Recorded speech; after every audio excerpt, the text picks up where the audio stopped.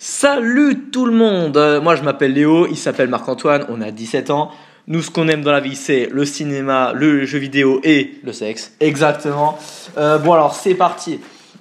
Donc on a décidé de faire une émission qui s'appelle Les Dessous d'eux. Donc, Quelqu'un Non Qui ça Non, on va garder que les films, ok. Les dessous des films, en gros, comment ils sont faits, les inspirations des gens et tous ces trucs-là. Et puis surtout le tournage, en fait, c'est souvent n'importe quoi le tournage. Alors c'est dommage. Ça aurait pu être bien aussi les dessous de quelqu'un, non? Ça aurait été pas mal, mais ça plutôt sur un autre type de site, là ça passe moins bien. En ce moment, la grosse vidéo qui buzz, c'est Star Wars 7. Exactement. Ou alors Jennifer Lawrence à poil, mais bon, ça on n'a pas le temps de tout traiter. Ça Donc, buzzera tout le temps. Voilà. C'est évident. En 5 jours, il a fait 40 millions de vues à la bande-annonce de Star Wars 7. Pas Jennifer Lawrence. Non, elle a fait plus, mais ça c'est une autre histoire. Donc j'ai décidé de faire une première vidéo sur le premier film de cette saga, Star Wars 4, Un Nouvel Espoir. Ouais, à la base c'est juste Star Wars. Genre c'est pas Un Nouvel Espoir et Star Wars 4. Ferme ta gueule. Bon, tout le monde connaît ce film, hein, tout le monde l'a vu. Si vous l'avez pas vu, vous êtes un inculte. Exactement, vous êtes un inculte et un enculé, ça va ensemble. Donc tout le monde connaît son histoire. Il y a le grand gothique, putain portable de merde, grand gothique asthmatique, les vaisseaux qui ressemblent à rien, hein, tout ça quoi. Ça ressemble plus à quelque chose que toi, mais bon. Bon, tu fermes ta gueule. Aujourd'hui, on vous propose une petite vidéo sur la conception de ce fantastique film de 77 qui a quand même marqué l'histoire du cinéma. Hein. Ouais, plutôt. Oui, c'est quand même le début d'une belle saga. Voilà. Origine de Star Wars. Alors à la base, George Lucas, c'est un requin, c'est un Yankee. Hein. Ouais, il vient pas de Tatooine ou de Coruscant. Non. C'est un requin, un bon vieux requin. Donc c'est le réalisateur et scénariste de Star Wars 4 et il a commencé avec des petits courts-métrages, on en a rien à foutre. Ouais, globalement, oui. Ouais. Il a sorti un film en 71, THX 1138. Le mec ne sait pas faire de nom de film. Non, pas vraiment. Ouais, non, c'est pas le genre de nom qu'on retient en fait. Donc c'est quand même un film futuriste, donc ça prouve qu'il a un certain intérêt pour la SF. En 73... Et non pas la SM, mais bon. Ça, oui, peut-être, on sait pas. Il est pas comme Tarantino qui adore les pieds. Mais on sait pas. American Graffiti, il le fait en 73. Alors c'est rentable, mais honnêtement, nous on en a rien à battre. Ça permet juste à la Fox de se dire, bon, ce gars il rapporte du pognon, donc on va financer son film à la con Star Wars. Hein. Ils ont plutôt bien fait au final. Au final, ouais, c'était plutôt un bon investissement. Bon, on va voir ça après. Donc, concernant l'invention de l'univers de Star Wars et son histoire, donc Lucas s'inspira de séries futuristes de son enfance comme Flash Gordon. C'était en fait une vieille série de merde. Et ils en parlent dans Ted. Faut voir Ted, c'est un très bon film. C'est avec un nounours qui parle et c'est un gros connard. Voilà, c'est génial. J'adore les connards. Ouais, il adore le sexe. Enfin bref. Il a tout compris. Ouais. Il a tout compris. C'est un bon nounours. Il y a aussi des romans de science-fiction comme la série Le Cercle de l'Empire d'Isaac Asimov. Ça aide à créer l'univers, notamment l'Empire galactique de Star Wars avec les clones là qui savent pas tirer dans tous les sens, puis l'empereur diabolique, tout ça. Donc ça vient du Cercle de l'Empire d'un romancier russe. On peut également citer La Forteresse cachée de Kurosawa. C'est un artiste japonais et on n'aime pas les japonais. On déteste le japonais. Ils ont des petites bites. Voilà, on n'aime pas ce genre de personnes. Ouais. Où est-ce que j'en suis? J'ai perdu mes notes. Voilà, c'est exactement là. Donc l'histoire elle a pas mal de similitudes avec La Forteresse cachée.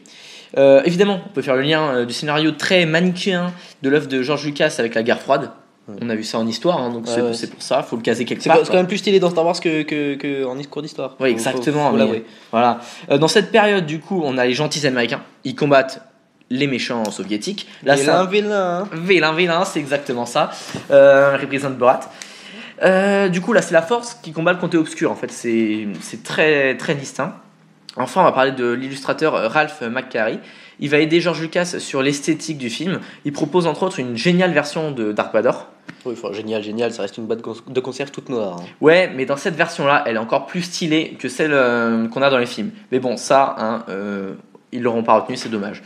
Comment il s'appelle? Lucas. Il commence à créer l'histoire de Star Wars en 73 avec les aventures de Mace Windu. Il n'a pas gardé Windy parce que ça faisait indien et on n'aime toujours pas les Indiens non plus. Enfin, voilà, les Indiens c'est des Asiatiques. Hein, voilà. On en a marre des on n'aime pas les Asiatiques, ils sont trop présents chez nous. Ils sont trop nombreux, c'est tout. Voilà. Puis en même temps, Windy ça faisait un peu petite fille quoi. Aussi, donc c'est pas très sérieux. Donc ça deviendra Mace Windu. Donc en fait, il crée une super grande saga. Il se dit qu'il faudra au moins 9 films répartis en 3 trilogies pour tout raconter. Donc déjà, le mec a un petit peu d'ambition. Et il se dit, il va commencer par faire les 3 épisodes centraux. Et non pas les 3 centraux. Ça, c'est un jeu vidéo. Voilà. J'en aime bien les jeux vidéo. Non, mais là, on parle de film. C'était un humour de merde, mais j'adore cet humour, j'adore ce gars. Bon, moi aussi, je m'adore. Exactement. Donc c'est pour ça en fait que les épisodes 1, 2, 3, il les fait après, parce qu'il veut commencer par les 3 centraux. Et non, tu refais plus la blague. Après, on voit un tournage, il est quand même assez difficile. En fait, il commence en 76 et ça va être le gros bordel. Donc, le tournage, il s'est déroulé dans 3 lieux différents. Chez les Rebeux, en Tunisie, pour Tatooine, sur toute la première partie du film dans le désert. Ensuite, en Angleterre pour les séquences dans l'Étoile Noire.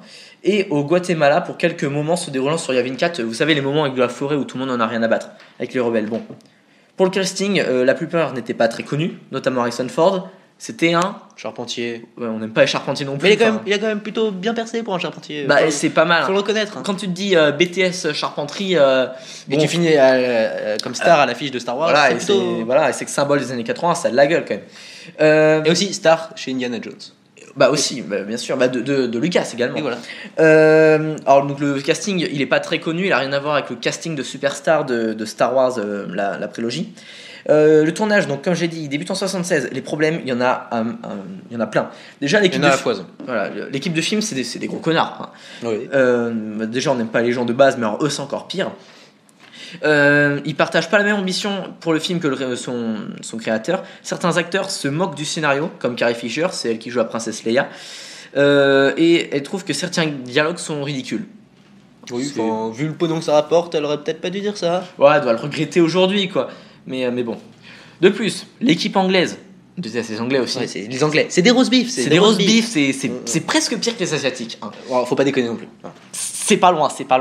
Donc ils sont chargés de travailler sur les séquences de l'Étoile de la Noire, mais ces connards, ils refusent de faire des heures supplémentaires, ils ralentissent le tournage, et c'est pas cool, quoi. Cerise sur le gâteau, il y a une tornade qui ravage certains décors.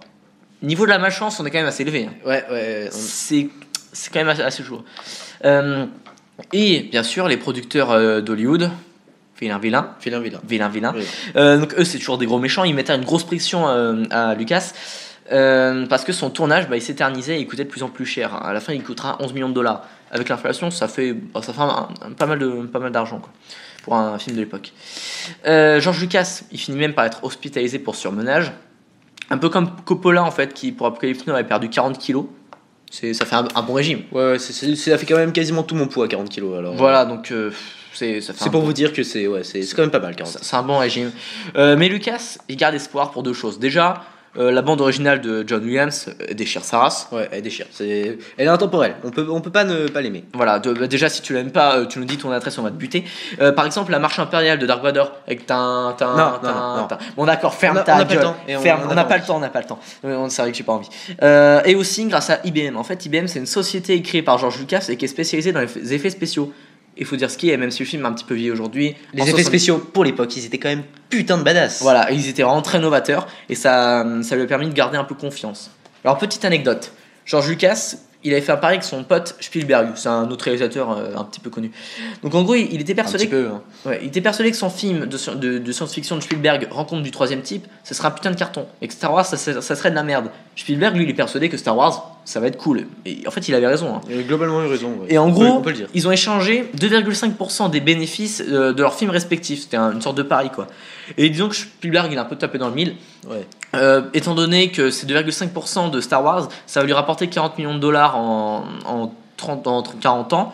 Et pourtant, c'est que 2,5 millions. C'est que 2,5%. Voilà, donc ça fait quand même un gros paquet. Hein. Ouais. Et imaginez le reste, les 97,5%. Mais c'est comme ça que George Lucas est devenu riche. Ouais. Les riches, on adore ça. Oui, il est riche, on adore ça. Voilà, contrairement aux Asiatiques qui sont tous pauvres, les riches, on adore ça. C'est génial. D'ailleurs, si on fait YouTube, c'est pour être riche. Évidemment, on encule les abonnés.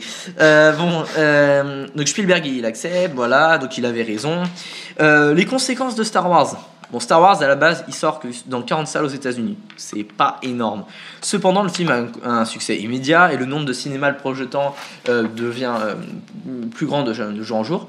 Le film qui avait coûté 11 millions de dollars, il en rapporte 1 milliard dans le monde, dont 460 millions de dollars rien qu'aux États-Unis. C'est quasiment la moitié. De toute façon, les États-Unis, ils sont tellement nombreux, ils aiment tellement le cinéma que c'est toujours comme ça. Ils sont pas autant nombreux que les Asiatiques, malheureusement. Ah putain, on déteste les Asiatiques. Rien qu'au pays de l'oncle Sam, donc voilà. Le film a eu 10 nominations aux Oscars et en rapportera 7. C'est pas mal, hein, quand même, ce badass. Depuis la sortie en 77, le film a connu 2 retouches. Une en 97 et une en 2004. Alors ces retouches, en fait, elles sont très controversées. Le concept pour George Lucas, c'était d'apporter des comment dire, des nouveautés technologiques à ces vieux films, sauf qu'en fait déjà c'est assez inutile, et puis en même temps ça dénature un peu le film d'origine, donc ça, les fans n'ont pas du tout aimé, et nous on n'aime pas aussi, c'est de la merde. Qu'est-ce que je veux dire d'autre ? Oui, la franchise Star Wars, en fait tout son pognon elle a rapporté 30 milliards en 40 ans, c'est quand même pas mal. Oui, c'est plutôt pas mal. Ouais. C'est pas mal, hein, ça fait le C'est PIB, le PIB d'un pays. Ouais. d'un pays dont on en a rien à battre, mais c'est quand même le PIB d'un pays, quoi, faut pas déconner. C'est basé en fait sur le merchandising. En gros, donc c'est tous les goodies, les chaussons Chewbacca, les tasses Dark Vador. Voilà, exactement. Les jouets, les sabres laser. Les Lego aussi. Et les Lego aussi, voilà. Surtout les Lego. Et en fait, ce merchandising, ça a un petit peu été créé par George Lucas. Et donc c'est ce qui fera sa fortune, tout simplement. Et encore une fois, on adore les riches. Exactement. Voilà, les riches, c'est cool. Sur le long terme, donc du coup, Star Wars, ça a quand même marqué les esprits. Et on se dit que ça va faire encore plus de pognon qu'avant, parce qu'en 2012, Lucasfilm s'est racheté par Disney, et du coup c'est loin d'être fini. Alors non, certainement pas. Non, Disney, autant alors Star Wars 7, peut-être que ça sera cool, autant Star Wars Rebels. Là non. Là je suis désolé, j'adore Star Wars, j'ai adoré le dessin animé Clone Wars. Mais là, non. Là, ils vont trop loin. Là, je dis non. Désolé alors, les jeunes si vous adorez ça, mais ne regardez pas ça. Non, voilà, regardez les films plutôt. Ça voilà. C'est de la vraie cam. Voilà, exactement. En fait, ce qui est principalement reproché à George Lucas, c'est d'avoir créé, enfin, d'un point de, c'est pas de sa faute, hein, mais d'avoir créé le nouveau Hollywood où le principe c'est que les blockbusters ça fait un max de pognon, et du coup les films d'auteurs un peu indépendants, bah du coup ça fait beaucoup moins de recettes. Genre dans les années 60-70, les réalisateurs faisaient un peu ce qu'ils voulaient, bah c'est plus le cas, et du coup ça lui est un peu reproché, c'est un peu de sa faute avec Star Wars, quoi. Bah voilà, c'est fini pour une première vidéo, voilà. Surtout, n'oubliez pas que tous les marques racistes qu'on a pu faire, on le pense absolument pas. On adore les Indiens, les Asiatiques. Oh, faut peut-être pas déconner. Non, on les aime pas, mais voilà. Non, on a si t'es asiatique, bah tant pis pour ta gueule. On fait chinois au lycée, donc vous inquiétez pas. Ni hao, wo, ren hao, ni shutong xingyan. Ça veut dire qu'il est pédé. Voilà, exactement. J'aime les queues, voilà. Et voilà. Vas-y. Voilà, j'espère que vous avez aimé votre vidéo. Si t'as aimé, tu mets un like. Si t'as des trucs à dire, mets un commentaire. Toute critique constructive est la bienvenue. Ouais, par contre, tu nous mets ferme ta gueule. En fait, c'est toi qui ferme ta gueule.